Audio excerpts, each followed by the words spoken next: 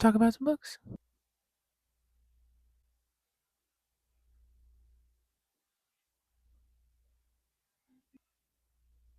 Hello, everyone, and welcome back.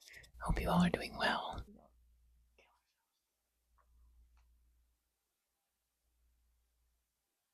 Today, we are doing a book haul, which is very exciting for us, not for my wallet. So, at the end of April in Los Angeles, they had the LA Times Book Fair, and I was very lucky that I got to go. I got to see a panel with V.E. Schwab, Veronica Roth, Lev Grossman, and Amanda Lee Coe. It was so much fun. I can't even begin to describe how cool it was to get to hear all of them talk about like writing and how they write their books and all this very both nuanced and very simple topics that they were talking about. So the panel was fantasy themed, so they talked about specific books of theirs, but they did also mention other tropes in their other books as well. A lot of people I feel were there for V.E. Schwab, which I was as well, but getting to see Lev Grossman actually was awesome because I loved The Bride Sword, and Amanda Lee Coe with her new book Sister Snake, and Veronica Roth, of course. I really kind of wish I'd broadened my Divergent copy that is completely torn to shreds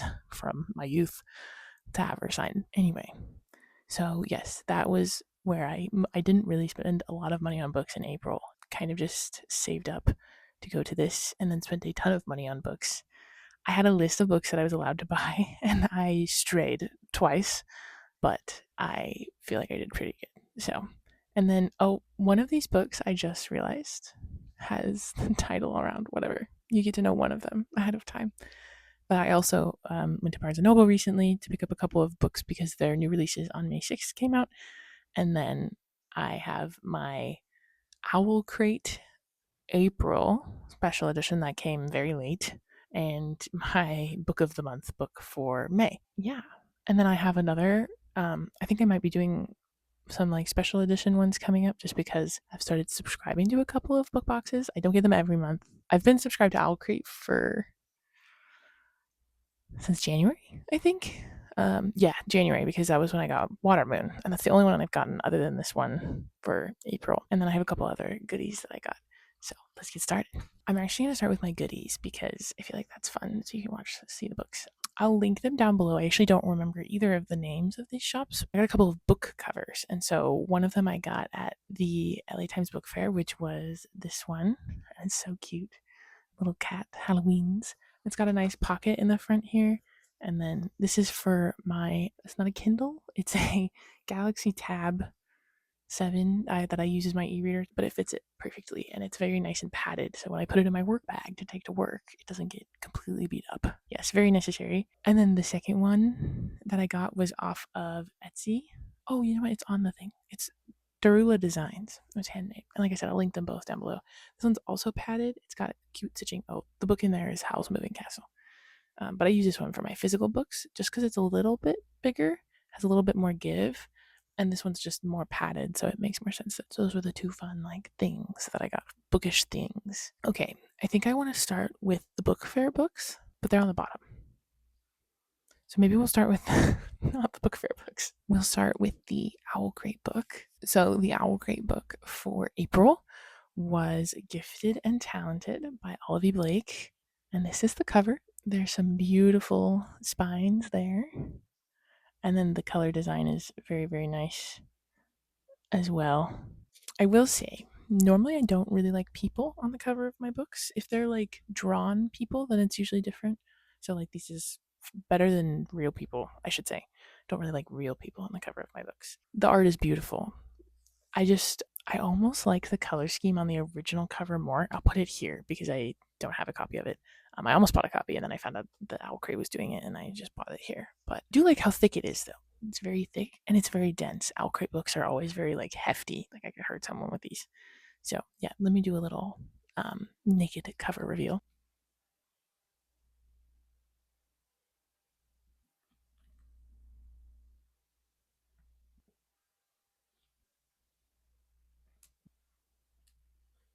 The cool thing I have noticed about Owlcrate is they do a digital signature, like the one that I just showed. I can't lift this book up with one arm. I'm so sorry. They do a digital signature and like a little letter, which is super cute. And then there's usually also like an actual signature on the page. And I don't know if that is also a digital signature. To me, it looks real, but that could just be me. So I have to say, I like the naked version of this like exponentially more than the cover. There is also a backside to the cover, but I'm not sure I would reverse it because I don't think I like the reverse cover any better than the original. So yeah, that was the first one. I want to do like a little thing about each one, but I'm not sure my blurbs are going to be great just because, like I said, last time, I think that I don't like going into books like knowing a whole lot. So sometimes my blurbs are either super off or I just honestly don't even know what the book is about. I do know this one is about like three siblings that are competing, like maybe not for their father's love, but for their father's fame and fortune, and they each have magical powers of some sort. So yes, that is Gifted and Talented by Olive Blank. And that was my May Owlcrate. No, April Owlcrate. I did not get my May Owlcrate. I instead purchased the Bury Our Bones, the Midnight Soil special edition from Owlcrate, and that comes out in June. So very exciting. And then I also got off the waitlist finally for Illumicrate.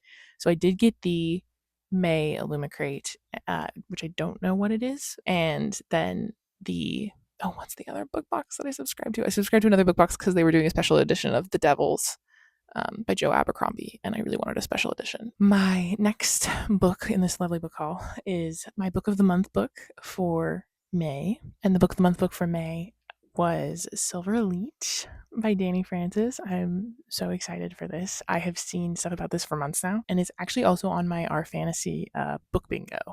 So I'm excited to be able to finally have it in my hands. And this is Book of the Month's first special edition that they did with the sprayed edges. So that's very exciting. So this book I've seen marketed as a kind of Divergent for adults.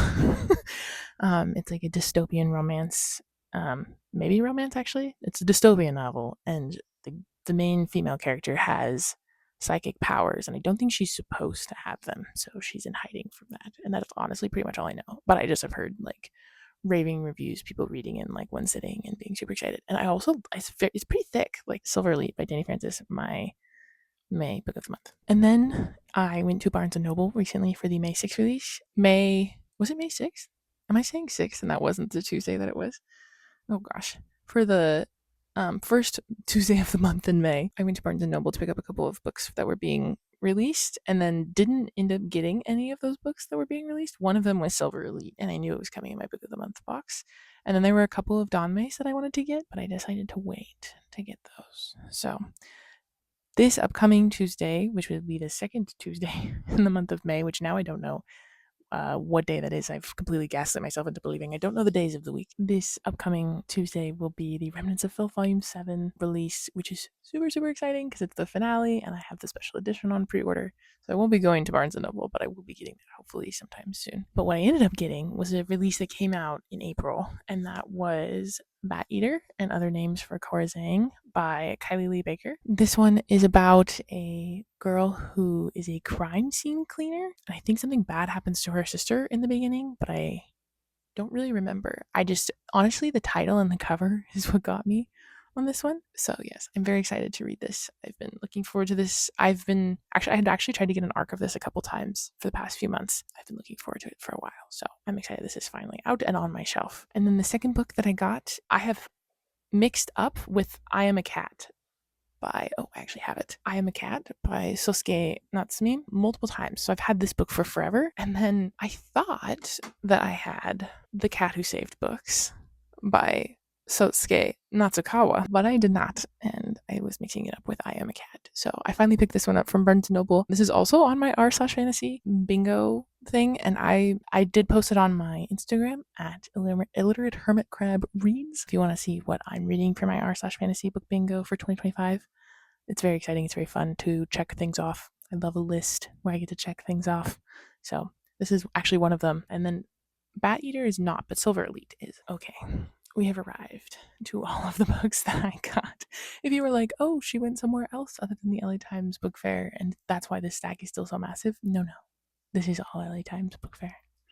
I spent a little too much money, But like I said, only a couple of them were not on my list of books that I wanted to get. On my list, I was allowed to get was any book by the authors of the panel that I was going to. That would have been V.E. Schwab, Amanda Lee Coe, Veronica Roth, or Lev Grossman, which I may have picked up a couple of those. And then I also really wanted Great Big Beautiful Life by Emily Henry, because at the time that I went, it was sold out at Barnes & Noble and Target. And I have never read an Emily Henry book before, and this one was marketed as more literary fiction than romance. So I was very excited to read it. I am more of a literary fiction girly than I am a romance girly, so I was much more into that side of Emily Henry to start me off. And then I also had a couple of r/fantasy book bingo books on there, one of which was Olivia Blake's Januaries, a collection of short stories, and then The Three Body Problem by Shishwin Liu, which originally was on my r/fantasy list, but now I don't think it is. So yeah, let's get started. If you're seeing me shuffle books around, that's because I realized that they're not actually in order. The day that I went to the LA Times Book Fair was actually Independent Bookstore Day.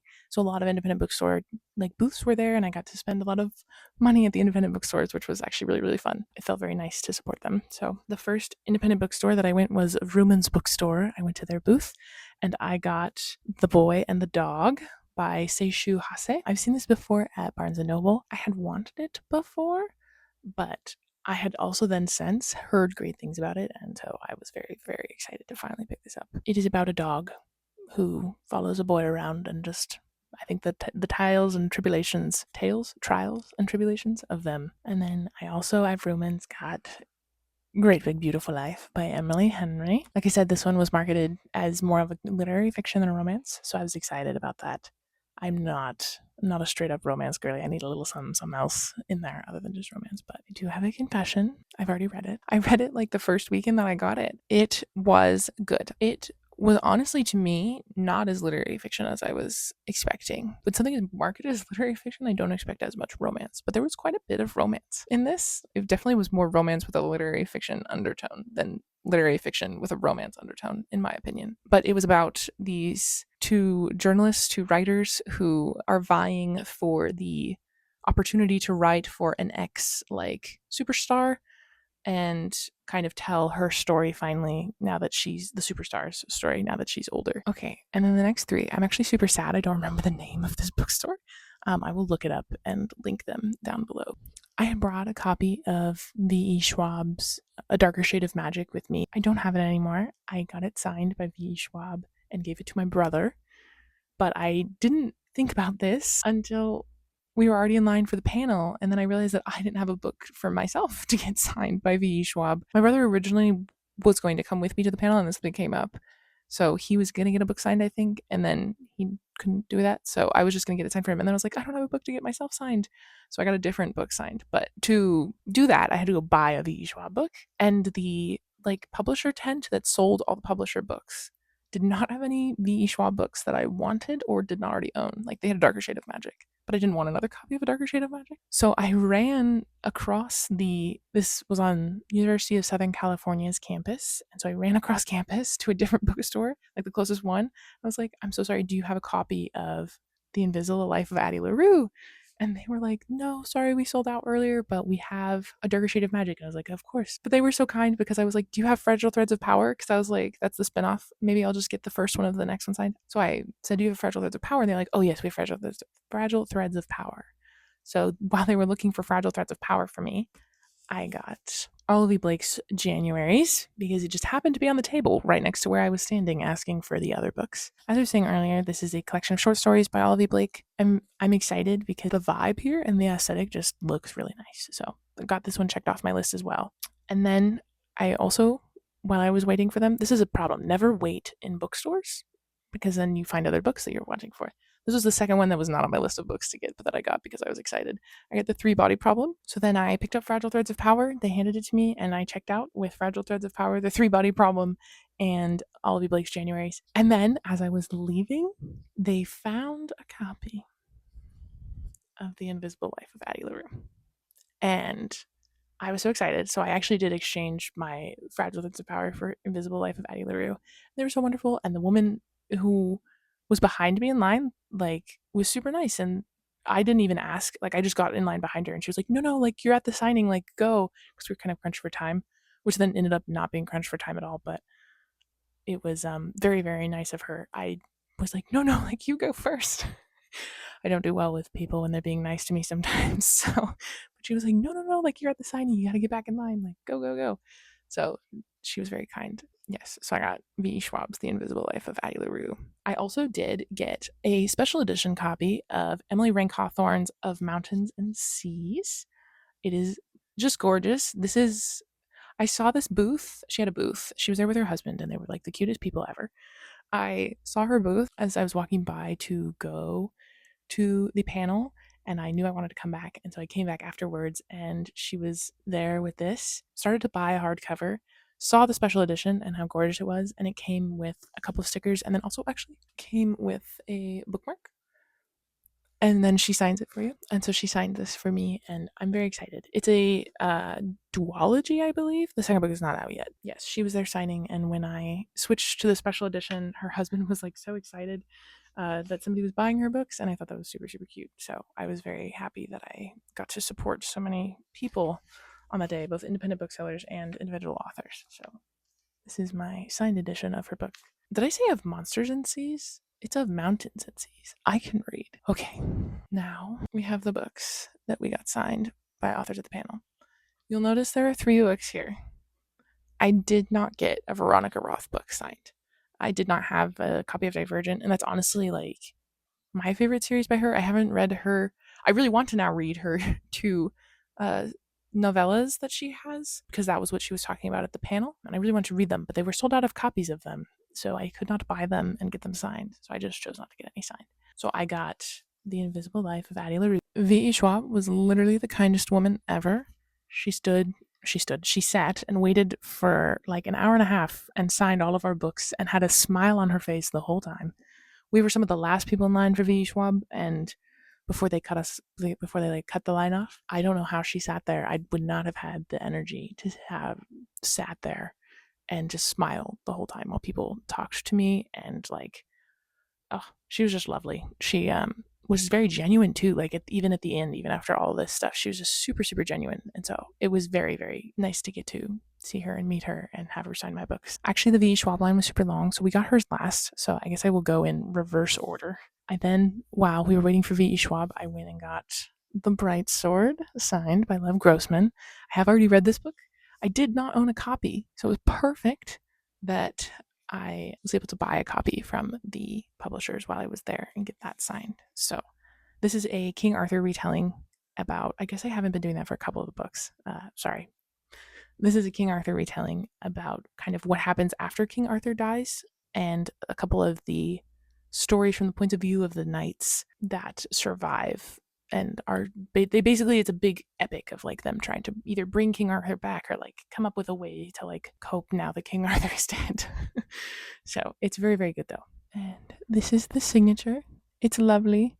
The little sticker up in the corner says From the Library of Camelot. But I also got to talk to him because very many people were in Lev Grossman's line or Amanda Lee Coe's line towards the end. And so I actually got to talk to Lev Grossman for a little bit, and he kind of chatted about writing, and like he's writing his new book, and he was getting to chat about like the struggles and the trials of writing a new book and feeling like a new author all over again, which as someone who writes was very inspiring to hear that even the seasoned pros get nervous too. It was very, very nice to get to talk to him.